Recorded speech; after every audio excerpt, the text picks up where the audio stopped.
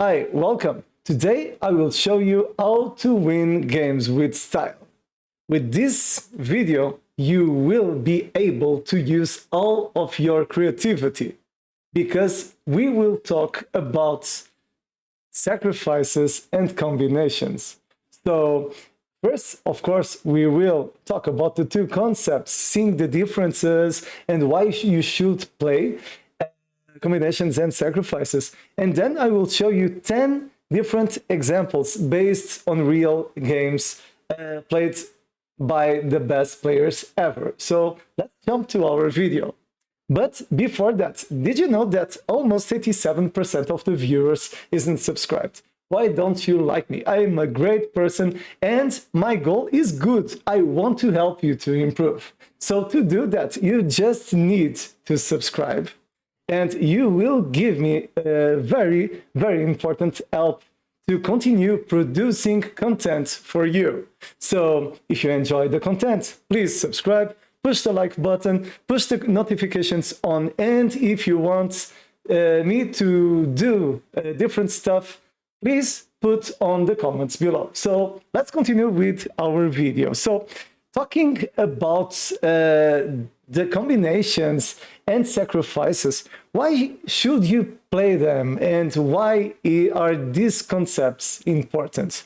Well, this is very important because normally for persons that study chess, everyone knows that we need to practice first tactical moves.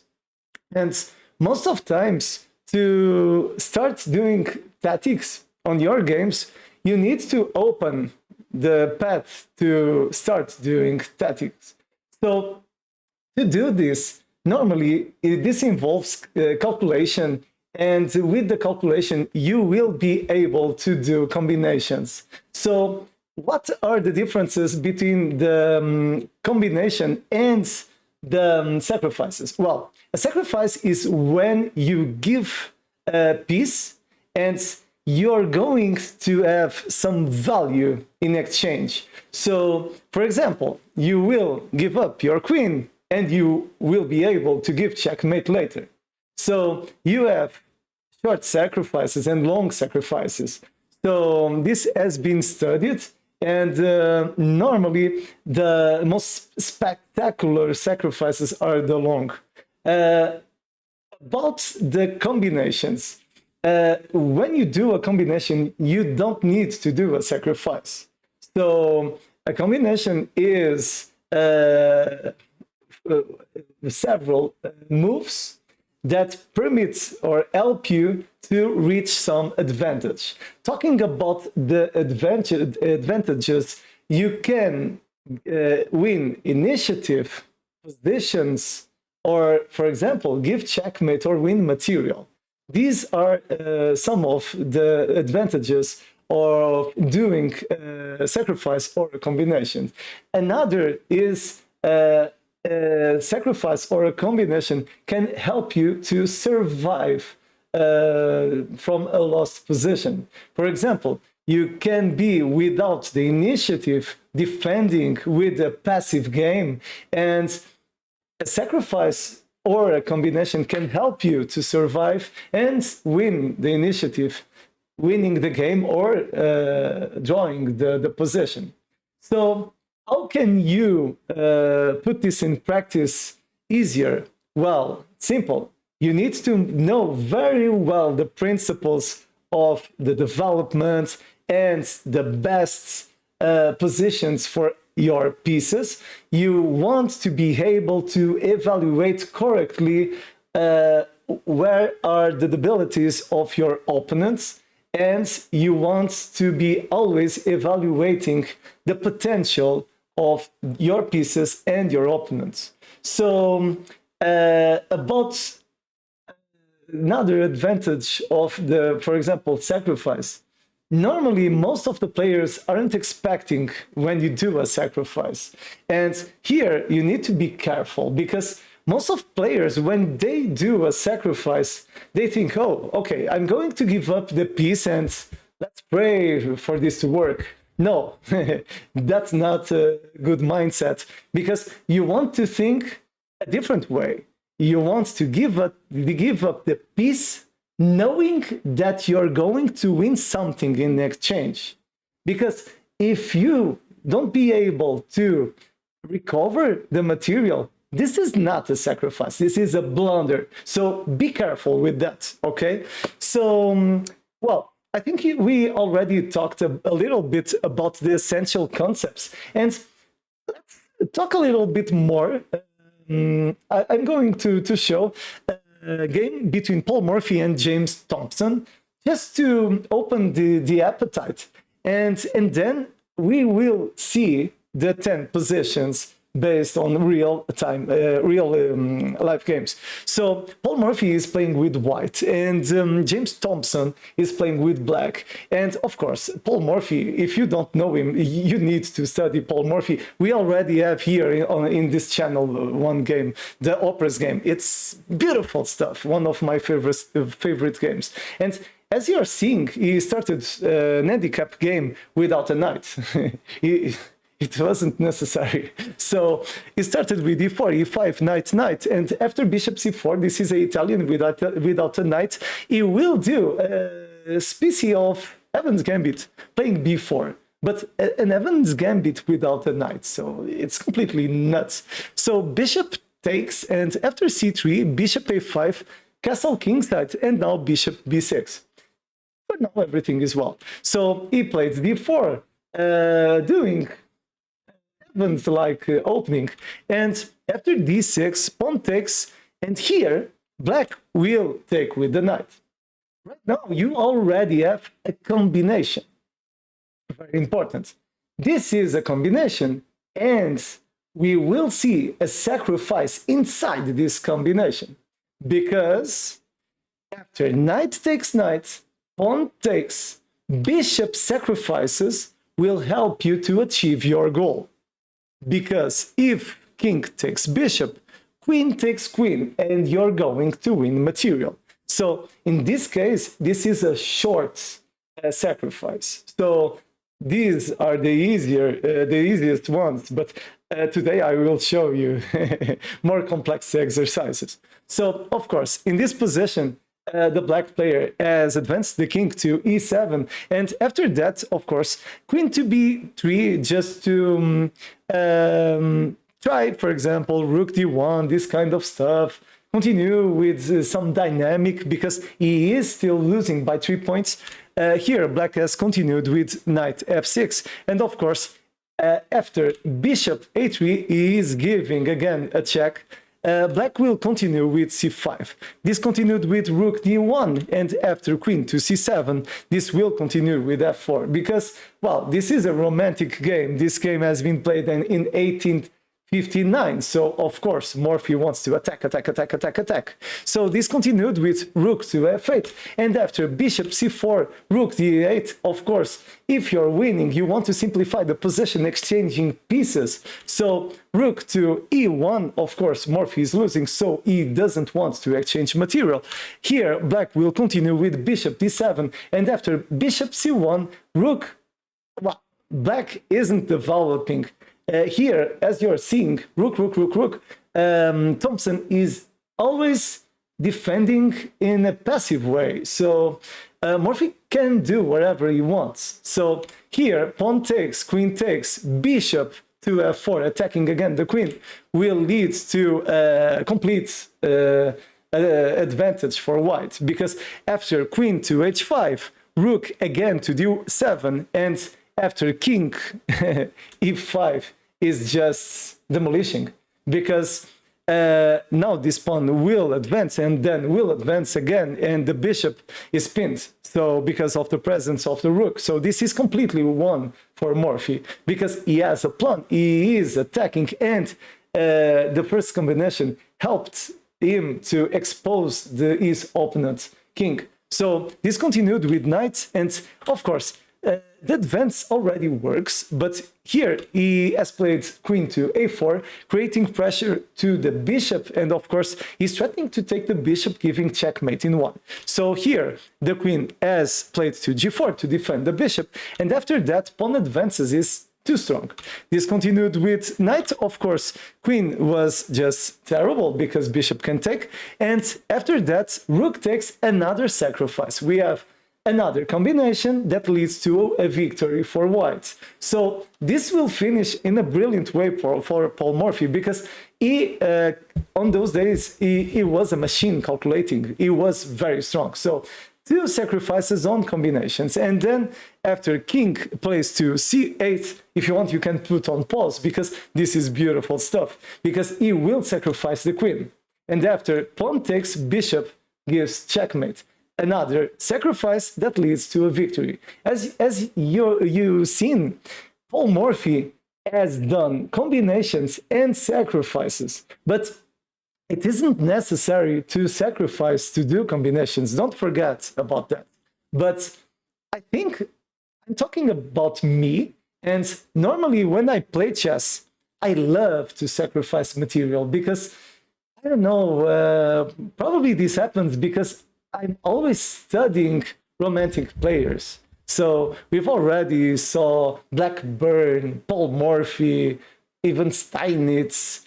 Those guys were legends because they were machines. They calculated a lot, and the combinations were brilliant. So I think most players enjoy a lot this kind of material. So when we play, we want to win with style.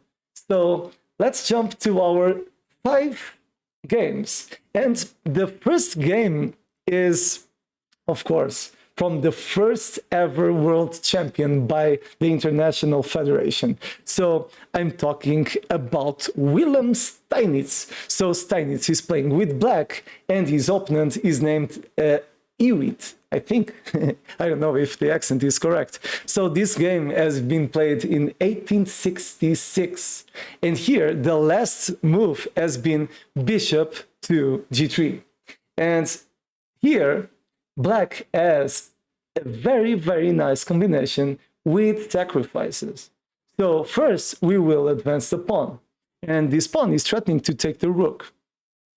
And after rook plays to e1, now we can win this game with style. You want to threat checkmate.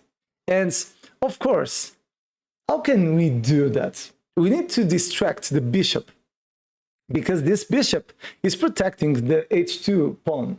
So after rook takes, of course, bishop takes is a blunder, because this leads to a checkmate, because the queen is being protected by the knight. So this isn't possible. So here, Hewitt has continued with knight d2. And after that, of course, now the position is too strong for Steinitz. Steinitz is already winning by 2 clean points. And after rook f8, controlling the file, here black will continue with c4 to try to win the initiative, but it's too late, because here Steinitz will continue with another sacrifice that leads to a completely demolishing position. So rook takes g2. Beautiful stuff, because after king takes, it's necessary, because if king played here, rook would sacrifice again, and bishop, queen would take with checkmate. Here, king takes, it's the only move. And after that, look at this stuff. My dream is to play like that. Queen h3. Beautiful, beautiful. This is like a Mona Lisa of chess. Beautiful stuff, because here the only move needs to be king h1 or king g1, but this is terrible, because after that you have rook f2 and the game is completely won for black. So here Hewitt has taken, and now if you want you can calculate the checkmate, because here Steinitz will give checkmate in 5. First move, knight check, and we are controlling those 2 squares. So this is mandatory. So king has played to h4, and after that, knight check. Beautiful, because the bishop is controlling the diagonal and the knight is attacking the king. So the king played here to g5. And now let's continue with rook f5 check.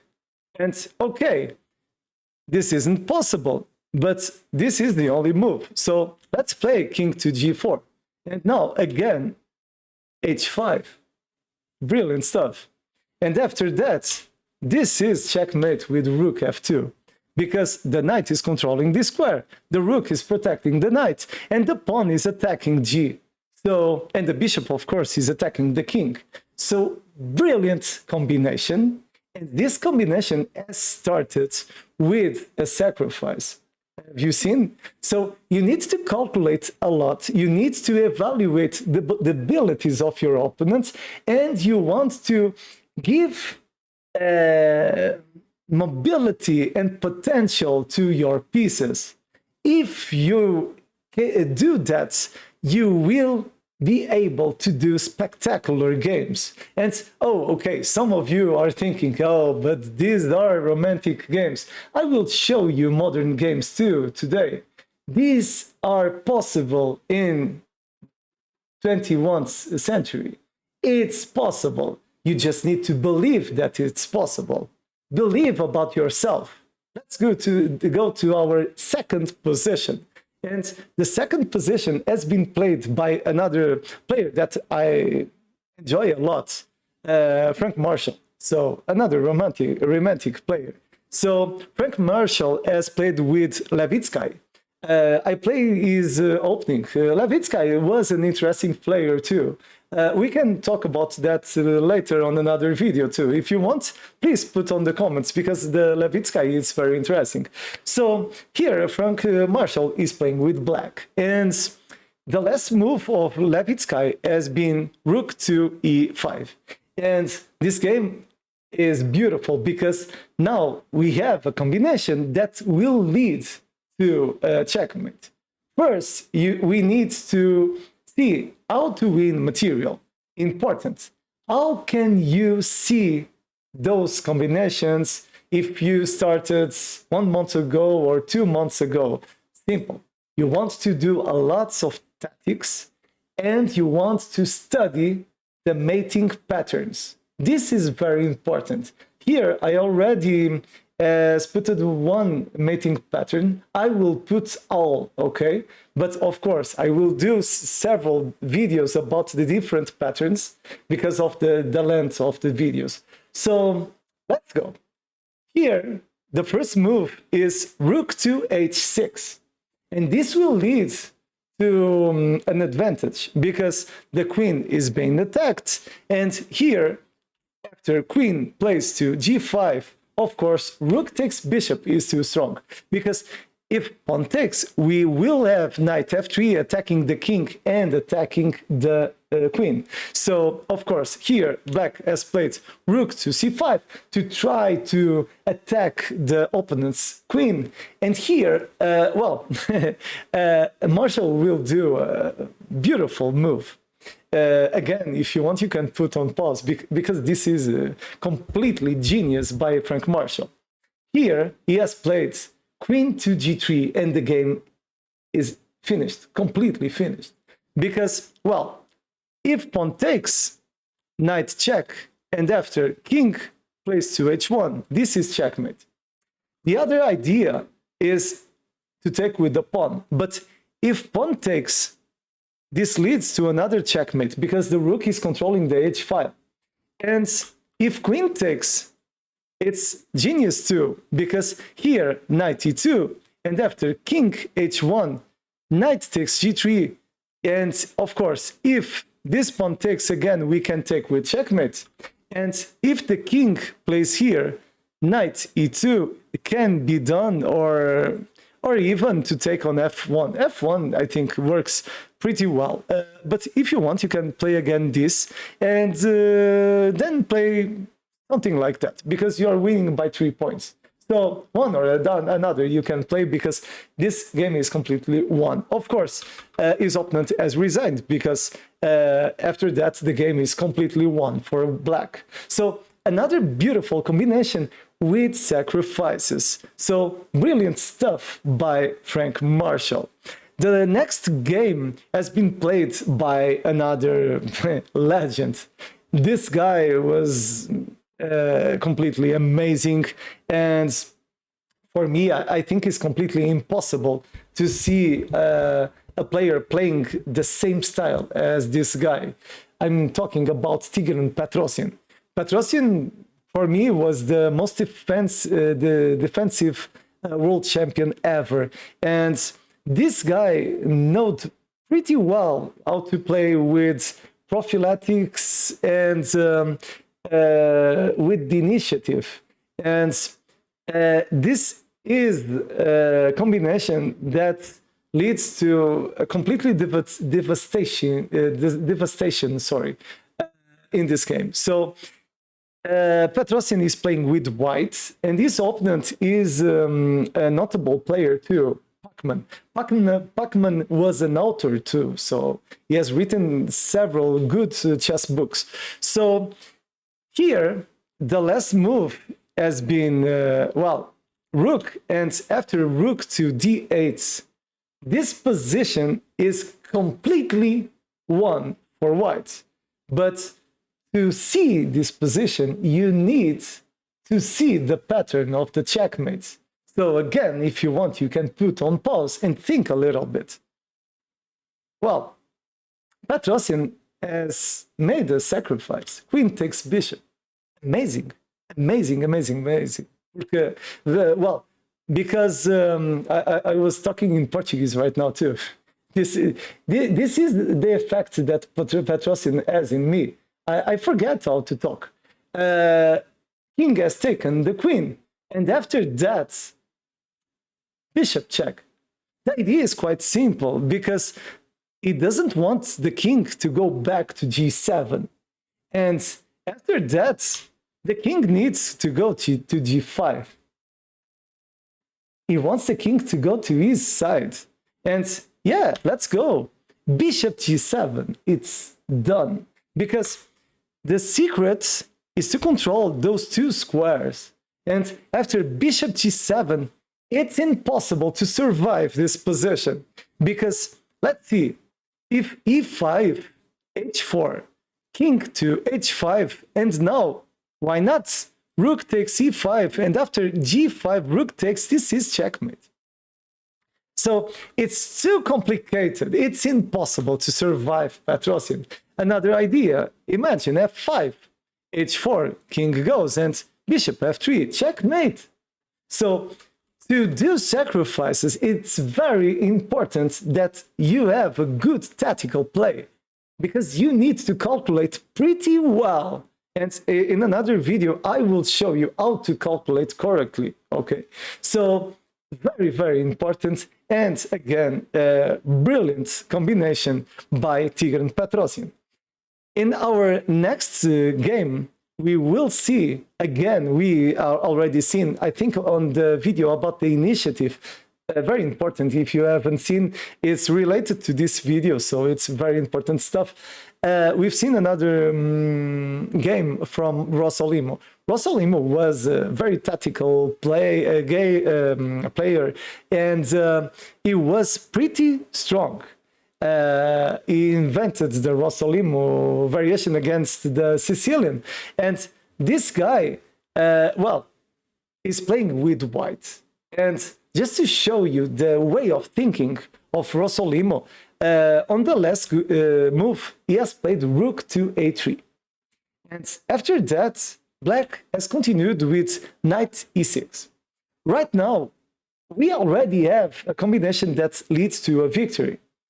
To do that, you need to see the pattern again and try to put it in practice. So, well, it's quite simple. We want to do stuff on f6, but this knight is protecting this square. So first we need to exchange. And after pawn takes, now we have knight check. And the thing is that this king is being attacked by a queen, two knights, and we have potential to bring the rook. This is very important because when you calculate, you want to think about all of these pieces. So here, of course, this pawn is pinned, so the king will need to go to h8. And after that, well, the move is Brilliant. Queen g6.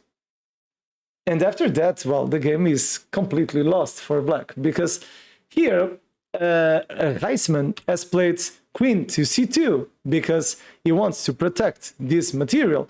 And after that, Rosolimo has played rook h3 and it's over. Completely amazing, because the idea is quite simple. This is checkmate in 9 moves. Just you to see.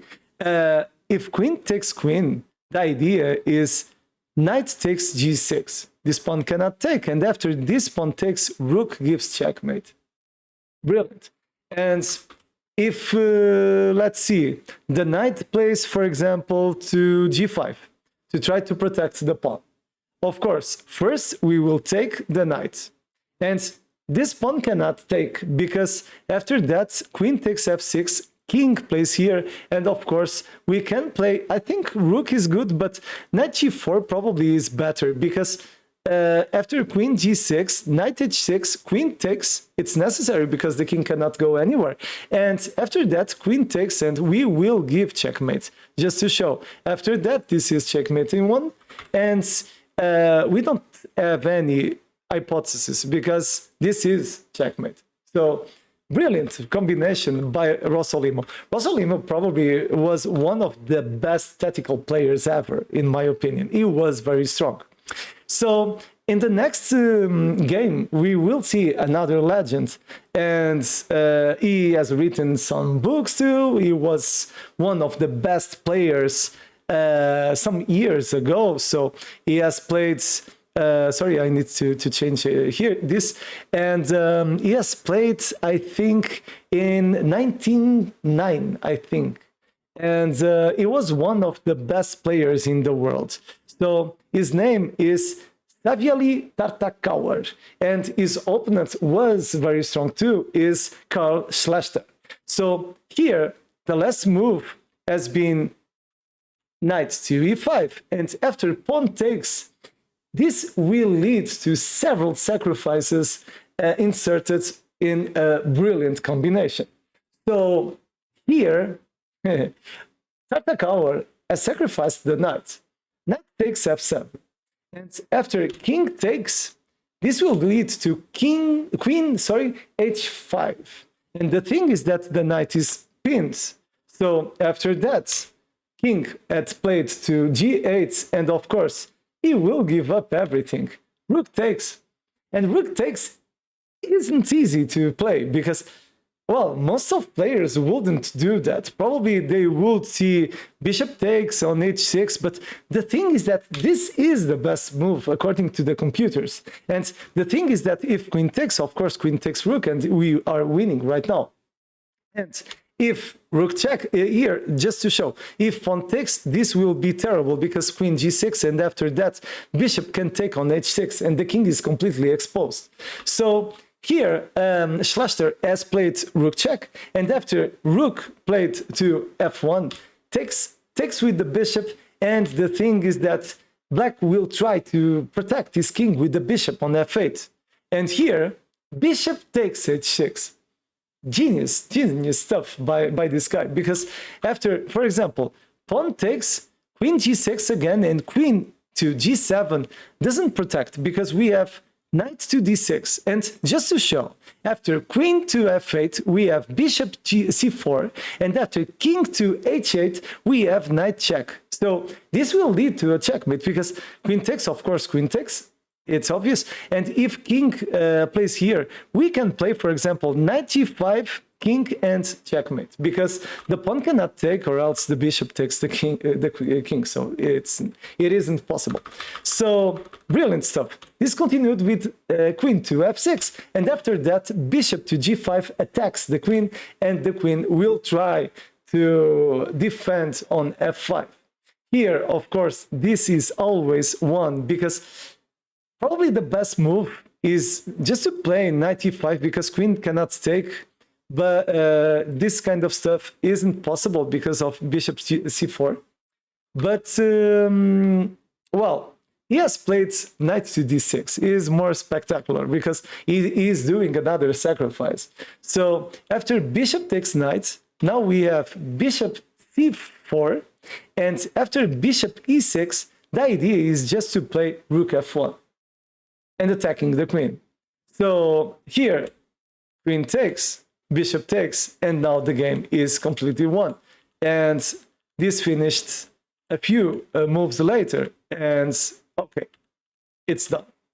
Because, well, black doesn't have counterplay, and he is winning by 4 clean points. So it's completely won for Tartakower. So as you're seeing, this was a very complex combination and long. So those kinds of combinations with sacrifices that involves calculations of 7, 8, 9 moves are the most complex, because we need to calculate several different variations, and it's quite simple to fail on our calculations. So how do you improve that? With practice. Lots of exercises. You want to train regularly, and you want to do lots of games to guarantee that you can calculate in a perfect way. So next game, our next position has been played by Emanuel Lasker, and he has been the best player of the world for several years. And next we will see a brilliant combination of Alekhine. Alekhine has been world champion too. So let's jump to our position. So this game has been played by Lasker and Bauer in 1889. And here the last move has been a6. And after that, well, Lasker will do one of the most pretty combinations with sacrifices that I've already seen. And this one, in my opinion, is very didactic, because this position can happen if you play, for example, an Inzo Larsen with f4. And we will talk about this opening later too here in this channel. And here he has played knight to h5. Brilliant, because, of course, here Bauer doesn't need to take the knight, but he has taken. And after that, Lasker has think, this king is an unprotected. I have a pair of bishops attacking this king, so why not give up everything? So bishop takes, it's a check, it's pretty. So king takes, queen takes with check, it's pretty too. And after that, let's give up the next piece. So I have 2 bishops, I will give up the 2 bishops. I don't need them, because after that, of course, he needs to take, because queen will play to h8 with checkmate. So king has taken the bishop, and now it's quite simple, because queen check, king goes to h7, and rook f3 finishes with all. So the thing is that I'm trying to give a very complicated check, because I'm trying to give checkmate in one. So here Bauer has played the pawn, and okay, after that rook, queen takes, and the game is completely won. So he has won the game a few moves later. But here, well, just to show, queen on d7 wins immediately 3 points, and of course we don't need to see the continuation, because this is too strong for Emanuel Lasker. So he has won this game. So in the 19th century, they already was seeing this kind of stuff.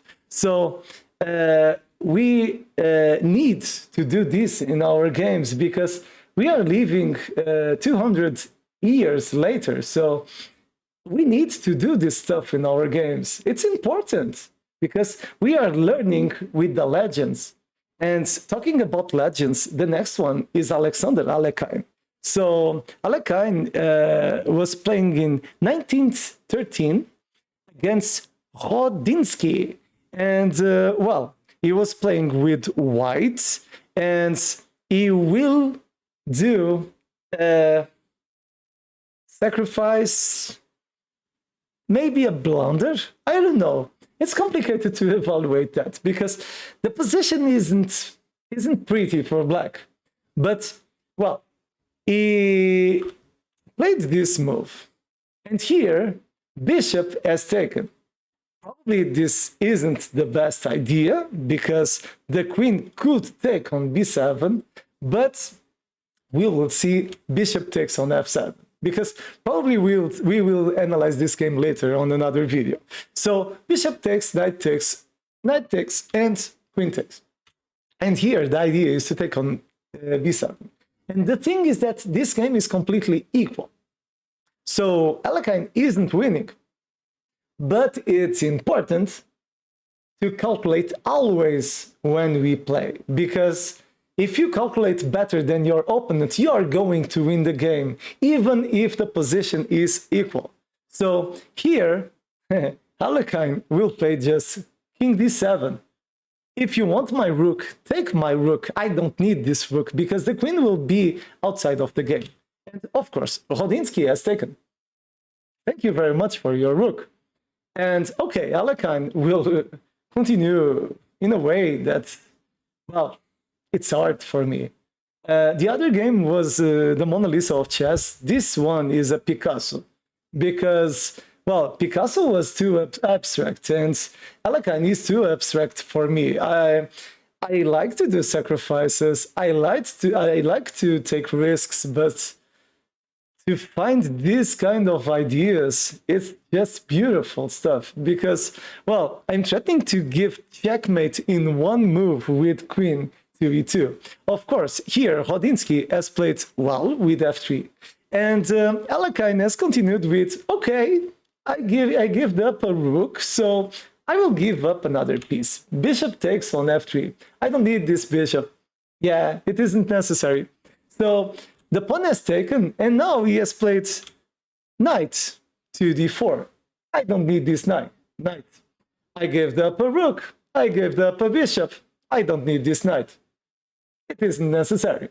And here, I want you to think a little bit, because please put on pause. You need to put this on pause, because what would you do if you were playing with white against a world champion? Because if you play correctly, you would be able to win a world champion. But if your answer is wrong, it's a shame. You don't have quality to win a world champion. So you need to think a little bit.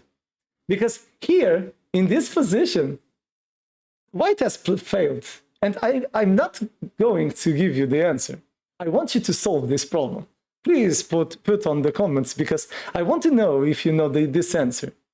So here, the white has played d3, and d3 loses completely this game, because now queen takes, I'm threatening again checkmate in one move, and after that, of course, pawn takes, he will continue with bishop e7, giving up the rook. Of course, Rodinsky has think, a rook, a bishop, a knight, and a rook.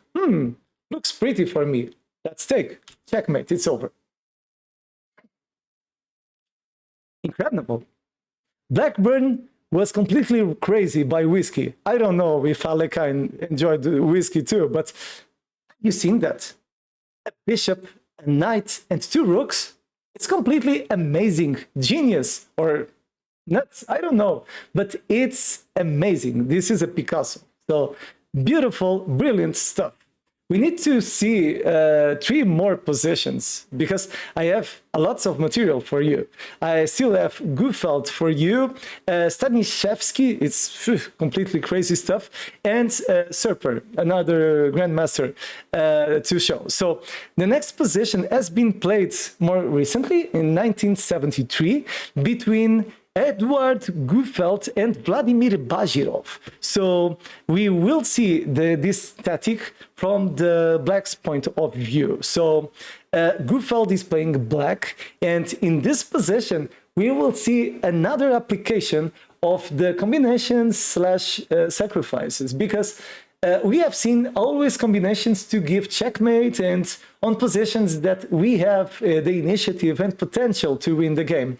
But in this game, we need to use this material to defend, because we don't have the initiative.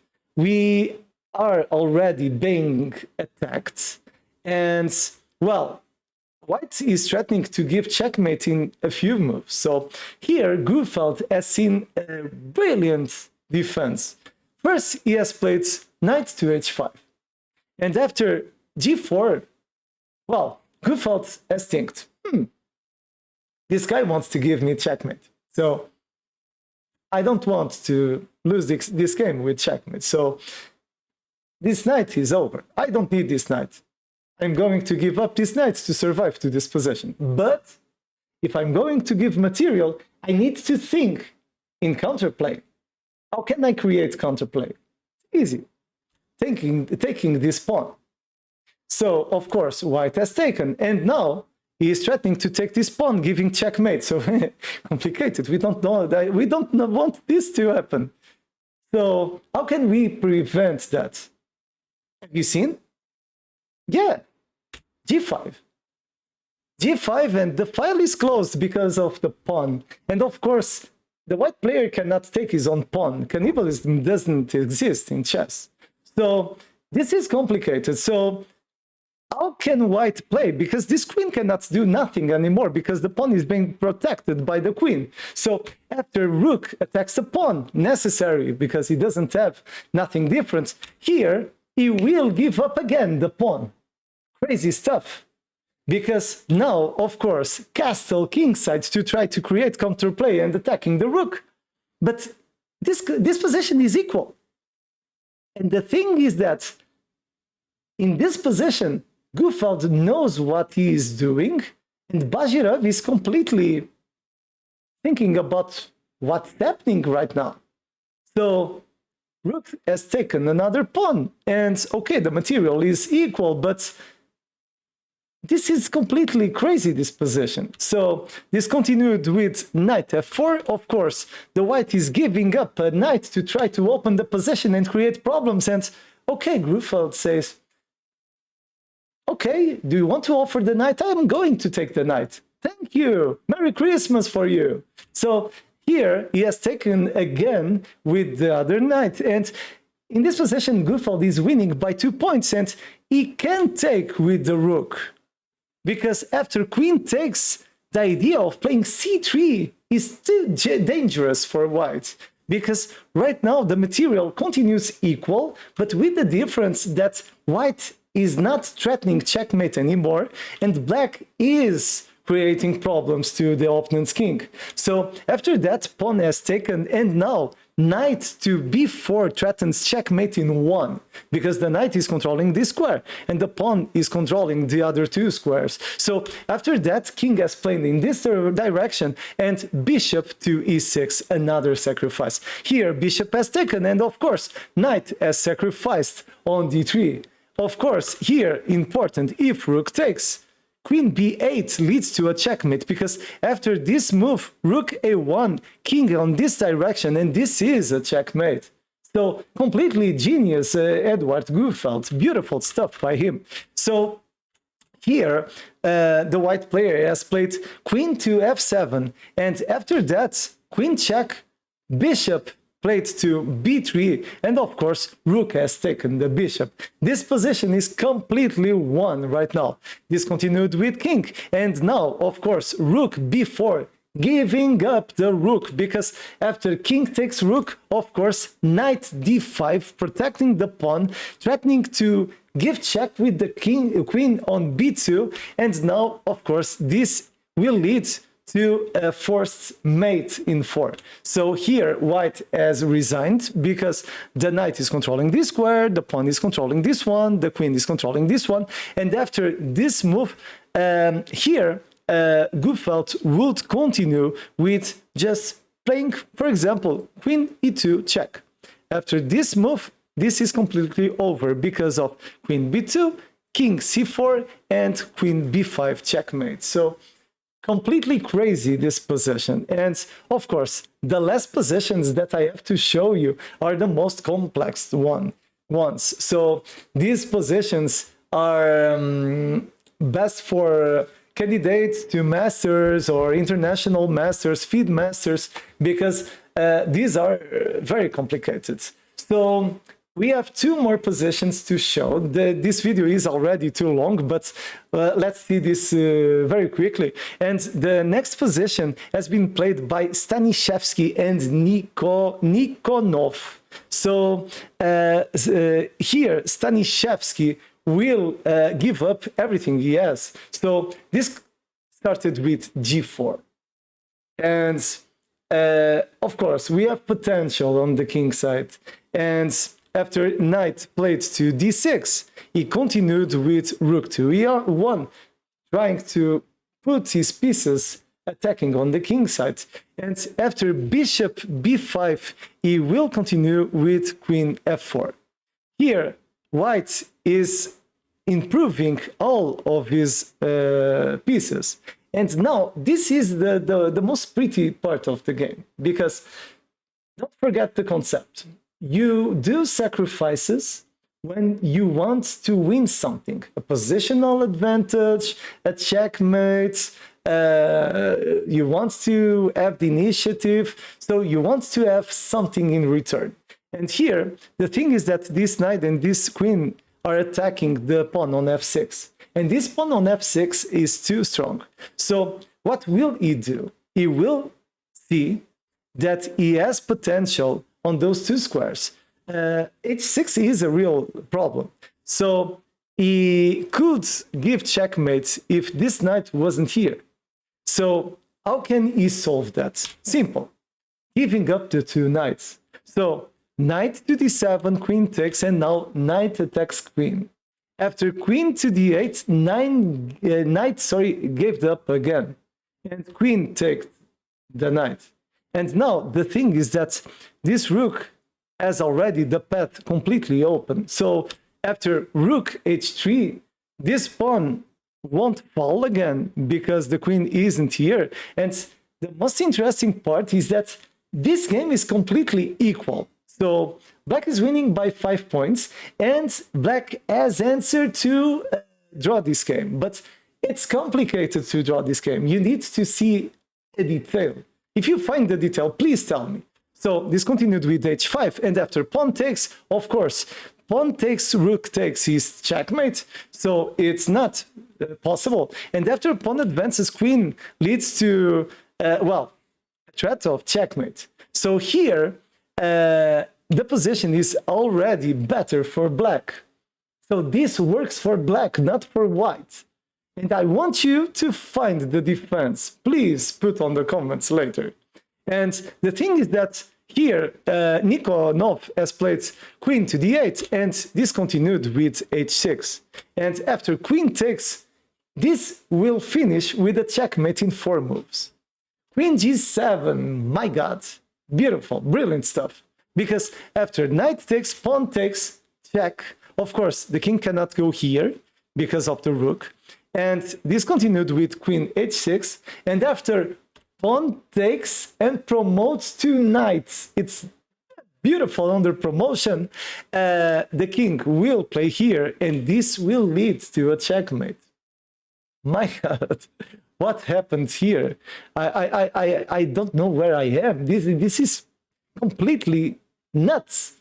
And Staniszewski has made a brilliant game. This is completely genial, this game. And well, we have one more position. Sorry for the time, but I need to show everything because I want to talk about combinations and sacrifice, and I want you to know this all. And the last position has been played by Grigory Serper, he's a grandmaster, and Ioannis Nikolaidis. I don't know if this is correct, but and this game has been played in 1993. So Serper is playing with white, and the last move has been b4. So the pawn is attacking the knight, and this game to finish, I think, is perfect because it's a conjunction between everything we have seen today in this 50 last minutes. So we want to calculate very well. You want to evaluate your potential, the potential of all of your pieces. You want to improve your position, threaten checkmate, win initiative, control the center. This all. You want to have your king secure. And, well, Serper will do this all with this move. Knight d5. The computers say this is completely playable for black with c takes d. Ioannis has played that, and after pawn takes, the argument is that I have two passed pawns. So it isn't easy to play this by black. So black has played with f5, and after that, pawn advanced again. If I have the advanced pawn, I want to advance it to create problems to my opponent. And the king is on the center, so this isn't easy to protect. So here, black has continued with queen to c6. And Serper will continue in a completely brilliant way. Bishop b5, giving up another piece. He already gave up a knight, and now he's giving up a bishop. Because after pawn takes, of course, he's threatening to win the rook, and he already has 3 passed pawns. So this continued with queen takes, and of course, rook takes rook. And the material is equal, but with the difference that the white player has 2 passed pawns. And my king is secure, and my opponent's king is exposed. So this continued with queen to c6, and after rook to a1, black will advance the pawn, and I don't need this bishop. Rook to a7, controlling everything. I'm controlling the territory of my opponent. And the thing is that here black has continued with knight d7, but if he had advanced this pawn, the idea of Serper would be just to play, for example, queen to d5, because if queen takes, this is checkmate. So it's crazy, beautiful. So here he has played knight to d7, and after rook takes bishop, giving up more material, queen has taken, and now queen d5, because the king is completely exposed, and he's threatening to give check with the queen on e6. And the thing is that this king is too exposed. So here he has taken the bishop, and after queen check, king has played to f8, and now rook takes. And I'm attacking with the queen and the rook, but I'm losing by 2 points. Of course, here pawn has taken. King needs to play to f1 because of ideas of taking the pawn on c5. And after queen played to e8, here he has played rook f7, giving up the rook. It's completely nuts, this game, because, of course, queen takes, and okay, what's happening right now? Black is winning by 10 points. How white will win this game? Simple. Queen check. Queen, this is the only move. And now I advance the pawn to d7, and I'm going to promote another queen. This continued with king to f7, and now, of course, pawn takes, rook takes. I'm still losing by 2 points, but the thing is that I have check, and I'm going to advance another pawn. The power of the pawns are incredible, because, of course, if rook takes, pawn takes, and the bishop cannot protect this square.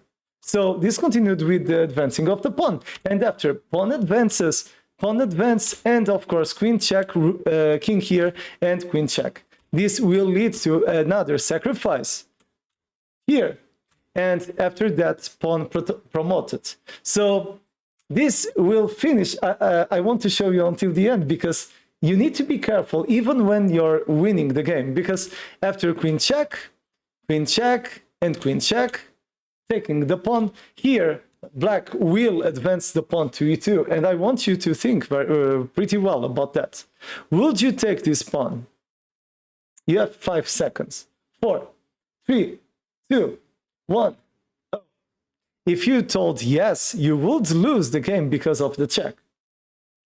Here, it's important to take on f2, because you don't want to lose by tactical play.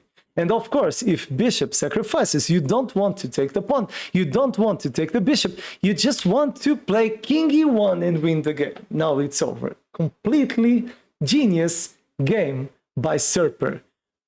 Very beautiful, this game. So today we have been talking about combinations and sacrifices. And when we talk about these teams, we need to play our games with initiative, activity. We want to put all the principles on our games. We don't want to have problems on our territory. We want to create problems to our opponents, and with activity, with calculation, we will find at some points a good sacrifice. It's not necessary to do sacrifices in all of your games, but we have seen some of the prettiest examples of sacrifices on combinations. Don't forget, two of the sacrifices we've seen here would be defendable if the opponent played correctly. But the thing is that most times you need to evaluate on your games with the time you have available if you want to take the risk or not. And as we were seeing here, I'm going to show on the codes, to win games, you need to calculate and do combinations. Because if you're always expecting for the attacks of your opponents, and if they don't attack you, you won't be able to win your games. You want to build your game, your style, and you want to create problems to your opponents. So Rudolf Spielmann, one of the best players ever, has told, sacrifices are the most characteristic aspect of chess. No one ever won a game by consistently playing passively. So you want to play with your pieces with potential activity, and from the center creating pressure and creating problems to your opponents. So I hope you enjoyed this video. So it's the longest one of this channel, but I think the material has been useful to improve your game. So if you enjoyed, don't forget, push the like button. If you aren't subscribed, please subscribe. And if you enjoyed too, you can always talk with me on the comments of the channel or by chess.com. My user is dark_attack. And well, tomorrow I will be here again to put more content just for you. So I will be waiting for you at the same hour tomorrow. Have a good night till tomorrow. Bye bye.